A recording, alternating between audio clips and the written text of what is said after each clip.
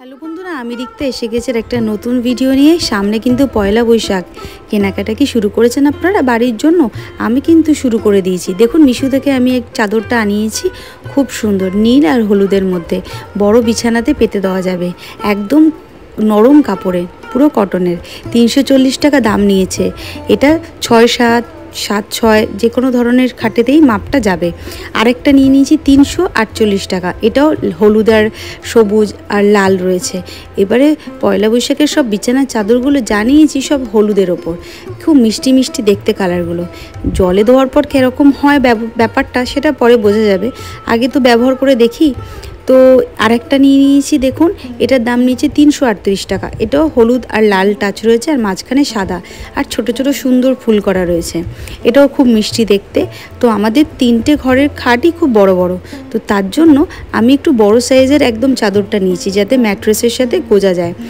আর এবার ব্যাপারটা হয়ে গেছে কি, বালিশের যে অরগুলো রয়েছে, আমাদের বালিশগুলো যেহেতু একটু বড়, এই অরগুলো অ্যাডজাস্ট হয় না, তো ওগুলো রাখা থাকে। আর একটা চাদর নিয়েছি সাদা, এই প্রথমবার একটা সাদা চাদর নিয়েছি, মানে বেশিরভাগটা সাদা, ওপরে একটু নীল সবুজ আর বিভিন্ন রঙের কালারের স্ট্রাইপ রয়েছে। কিন্তু ব্যাপারটা হচ্ছে সাদা চাদর কোনোদিন ব্যবহার করিনি, এই প্রথমবার কিনেছি, দেখা যাক কেমনভাবে ইউজ করতে পারি এটা। এবার সব চাদরগুলো আমি বিছানায় পেতে পেতে দেখে নিচ্ছিলাম যে সাইজটা ঠিক আছে কিনা। দেখুন, এটা হচ্ছে প্রথম চাদরটা, কেমন লাগছে একটু বলুন। আপনারা কমেন্ট করে অতি অবশ্যই জানাবেন আমার বিছানায় চাদরগুলো কেমন লাগছে। আমি একটা ঘরেতেই পেতে পেতে চাদরগুলো সব পেতে দেখে নিয়েছি, কারণ সব ঘরের খাটের সাইজ একই রকম। আর আমার চ্যানেলটা অতি অবশ্যই সাবস্ক্রাইব করবেন, ভিডিওগুলো যখন দেখবেন কেমন লাগছে কমেন্ট করে কিন্তু জানাবেন। আর আপনাদের যদি কোনো প্রশ্ন থাকে, যদি মানে কোথা থেকে আমি কিনেছি যদি ঠিক করে জানতে চান বা লিঙ্ক চান, সেই লিঙ্কটা চাইলেও আমি দিয়ে দিতে পারি, তাতে কোনো অসুবিধা নেই।